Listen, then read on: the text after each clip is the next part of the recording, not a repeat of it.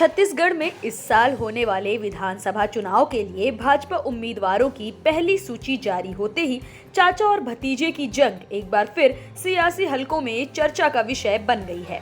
कारण है कि भाजपा ने छत्तीसगढ़ के मुख्यमंत्री भूपेश बघेल के सियासी गढ़ माने जाने वाले पाटन विधानसभा क्षेत्र में उनके भतीजे विजय बघेल को चुनावी जंग में उतार दिया है। भाजपा की ओर से गुरुवार को मध्य प्रदेश में 39 और छत्तीसगढ़ में 21 उम्मीदवारों की पहली सूची जारी की गई। छत्तीसगढ़ की इस सूची में विजय बघेल का नाम भी शामिल है। ये पहला मौका है जब भाजपा ने चुनाव कार्यक्रम की घोषणा से पहले ही अपने उम्मीदवारों की पहली सूची जारी की है। विजय बघेल को चुनावी अखाड़े में उतारे जाने से छत्तीसगढ़ की पाटन विधानसभा सीट पर चुनावी जंग का ऐलान हो चुका है और अब इस सीट का मुकाबला काफी ज्यादा दिलचस्प होने की उम्मीद भी जताई जा रही है। चाचा और भतीजे चौथी बार चुनावी अखाड़े में एक दूसरे के खिलाफ ताल ठोकेंगे, लेकिन चाचा भतीजे की ये इकलौती जोड़ी नहीं है। सियासत में चाचा और भतीजे की ये सियासी तकरार पहली बार नहीं दिखेगी। इससे पहले भी देश के कई राज्यों में चाचा और भतीजे के बीच सियासी तकरार की कई चर्चित घटनाएं हुई हैं, जिन्होंने मीडिया में खूब सुर्खियां बटोरी। एनसीपी के मुखिया शरद पवार और अजीत पवार के बीच महाराष्ट्र में हुई सियासी उठापटक तो अभी भी मीडिया में बनी ही है। ऐसे में चाचा और भतीजे की सियासी तकरार की कई घटनाओं पर आइए सरासर नजर डाल लेते हैं। चाचा और भतीजे की जंग का सबसे ताजा मामला महाराष्ट्र की सियासत में दिखाई पड़ा। पिछले महीने की 2 तारीख को अजीत पवार ने 8 विधायकों के साथ एनसीपी के मुखिया शरद पवार के खिलाफ बगावत का बिगुल फूंक दिया। अजीत पवार लंबे समय से भाजपा से हाथ मिलाने की वकालत कर रहे थे, जिसके लिए शरद पवार तैयार नहीं थे। बाद में अजीत पवार ने बागी तेवर दिखाते हुए भाजपा से हाथ मिला लिया और वे महाराष्ट्र के डिप्टी सीएम बनने में भी कामयाब रहे। उनका साथ देने वाले 8 विधायकों को भी महाराष्ट्र में कैबिनेट मंत्री का पद दिया गया। शरद पवार और उनके भतीजे अजीत पवार के बीच लंबे समय से खींचतान चल रही थी और शरद पवार की ओर से अपनी बेटी सुप्रिया सुले को पार्टी का कार्यकारी अध्यक्ष बनाए जाने के बाद अजीत पवार की नाराजगी और ज्यादा बढ़ गई। फिर क्या था, उन्होंने बागी तेवर दिखाते हुए अपने चाचा को बड़ा सियासी झटका दे दिया। लोक जनशक्ति पार्टी के अध्यक्ष रामविलास पासवान के निधन के बाद उनके बेटे चिराग पासवान का अपने चाचा पशुपति कुमार पारस के साथ सियासी विवाद चल रहा है। पारस खुद को रामविलास पासवान का राजनीतिक उत्तराधिकारी साबित करने की कोशिश में जुटे हुए हैं, जबकि चिराग पासवान पिता की विरासत पर कब्जा जमाए रखना चाहते हैं। चाचा और भतीजे के इस विवाद के कारण लोक जनशक्ति पार्टी में विभाजन भी हो गया था और पारस ने 5 सांसदों के साथ एनडीए का दामन थाम लिया। पारस को मोदी सरकार में कैबिनेट मंत्री बनाया गया। 5 सांसदों के अलग होने के बाद चिराग पासवान पार्टी में अकेले सांसद बचे हुए थे।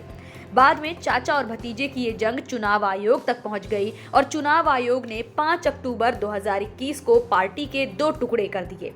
मौजूदा समय में पारस राष्ट्रीय लोक जनशक्ति पार्टी के मुखिया हैं, जबकि चिराग पासवान ने लोक जनशक्ति पार्टी रामविलास की कमान संभाल रखी है।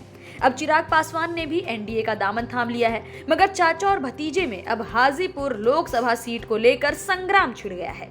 2019 के लोकसभा चुनाव में पारस ने हाजीपुर लोकसभा सीट से चुनाव जीता और अब वे अगले साल होने वाले लोकसभा चुनाव में इस सीट को छोड़ने के लिए तैयार नहीं है।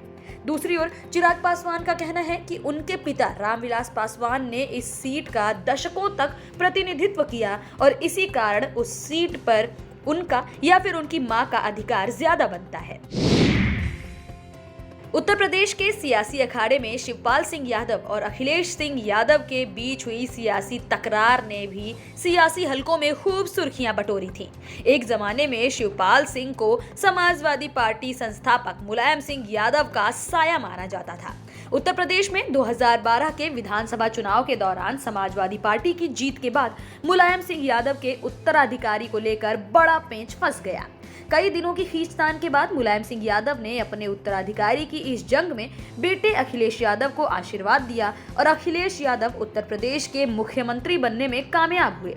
अखिलेश ने 2012 से 2017 तक मुख्यमंत्री के रूप में उत्तर प्रदेश की कमान संभाली, मगर बाद के दिनों में उनके अपने चाचा के साथ रिश्ते काफी तल्ख हो गए। इस दौरान अखिलेश ने समाजवादी पार्टी पर भी अपना प्रभुत्व कायम कर लिया। 2016 में मुलायम सिंह यादव ने एक बैठक बुलाई और इस बैठक में अखिलेश और शिवपाल दोनों को आमंत्रित किया गया। इस बैठक के दौरान अखिलेश और शिवपाल के बीच बात इतनी ज्यादा बढ़ गई कि अखिलेश ने मुलायम सिंह यादव के सामने ही शिवपाल सिंह यादव से माइक तक छीन लिया था। 2017 के विधानसभा चुनाव से पहले चाचा और भतीजे में तीखी तकरार शुरू हो गई, मगर अखिलेश यादव समाजवादी पार्टी और सिंबल पर कब्जा करने में कामयाब रहे। शिवपाल सिंह यादव ने 2018 में प्रगतिशील समाजवादी पार्टी नाम से एक नया दल बनाया।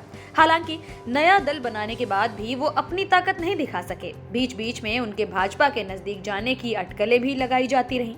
2022 के विधानसभा चुनाव के दौरान चाचा और भतीजा एक बार फिर नजदीक आ गए। शिवपाल सिंह यादव एक बार फिर समाजवादी पार्टी के टिकट पर जसवंत नगर से चुनावी मैदान में उतरे और उन्होंने यहां पर जीत भी हासिल की। वैसे इस जीत के बाद चाचा और भतीजे में एक बार फिर दूरियां बढ़ गई थीं और दोनों ने इशारों में एक दूसरे पर हमले भी कई बार किए। सपा संस्थापक मुलायम सिंह यादव के निधन के बाद एक बार फिर से चाचा और भतीजे में नजदीकी देखने को मिली। मुलायम सिंह के निधन से खाली हुई मैनपुरी लोकसभा सीट पर उपचुनाव के दौरान शिवपाल सिंह यादव ने अखिलेश यादव की पत्नी डिंपल यादव को चुनाव जिताने के लिए काफी मेहनत भी की थी। डिंपल ने इस सीट पर हुए उपचुनाव में बड़ी जीत हासिल की और इस जीत में शिवपाल सिंह यादव के योगदान को काफी ज्यादा महत्वपूर्ण माना गया। अब चाचा और भतीजे दोनों एक बार फिर नजदीक आ चुके हैं और दोनों नेता 2024 के लोकसभा चुनाव में भाजपा को सबक सिखाने की बातें कह रहे हैं। चाचा और भतीजे की लड़ाई का नजारा पंजाब की सियासत में भी दिखा। प्रकाश सिंह बादल को पंजाब की सियासत का भीष्म पितामह कहा जाता रहा है और उन्होंने कई बार पंजाब के मुख्यमंत्री पद की कुर्सी भी संभाली है। पंजाब पर उनकी मजबूत पकड़ मानी जाती थी, मगर वो कभी अपने परिवार में भतीजे की बगावत को नहीं रोक सके थे।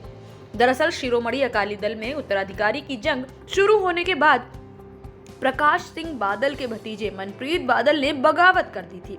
प्रकाश सिंह बादल अपने बेटे सुखबीर सिंह बादल को आगे बढ़ाने की कोशिश में जुटे हुए थे, जो कि उनके भतीजे मनप्रीत को नागवार गुजरा। प्रकाश सिंह बादल की इन कोशिशों से नाराज होकर मनप्रीत बादल ने 2010 में अकाली दल से अपना रास्ता अलग कर लिया था। 2 साल बाद लेफ्ट के साथ मिलकर उन्होंने अपनी नई पार्टी बना ली। हालांकि उनकी नई party People's Party of Punjab को ज्यादा सियासी कामयाबी नहीं मिल सकी। अब प्रकाश सिंह बादल का निधन हो चुका है और शिरोमणि अकाली दल पर उनके बेटे सुखबीर सिंह बादल का प्रभुत्व पूरी तरह कायम हो चुका है। महाराष्ट्र की सियासत में शिवसेना के संस्थापक बालसाहब ठाकरे को बड़ी सियासी ताकत माना जाता रहा है। उन्होंने अपने दम पर शिवसेना को काफी बुलंदियों पर पहुंचाने की कामयाबी भी हासिल की थी।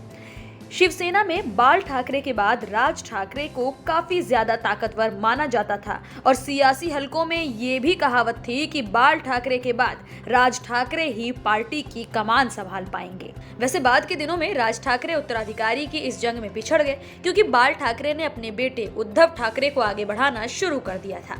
वैसे शिवसेना के लोग राज ठाकरे में ही बाल ठाकरे की छवि देखा करते थे, क्योंकि राज ठाकरे बाल ठाकरे की तरह ही ओजस्वी और तीखे भाषण दिया करते थे। सियासी हलकों के साथ ही आम लोग भी राज ठाकरे में ही बाल ठाकरे की छवि देखने लगे, मगर उत्तराधिकारी की जंग में बाल ठाकरे का आशीर्वाद उद्धव ठाकरे को हासिल हुआ और उद्धव ठाकरे ने शिवसेना पर प्रभुत्व कायम कर लिया।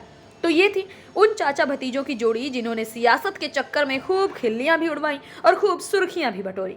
अब आगे क्या होगा वो भी हम आपके सामने लाते रहेंगे, क्योंकि जब तक सियासत में परिवार है तब तक परिवार में सियासी तकरार तो बनी ही रहेगी।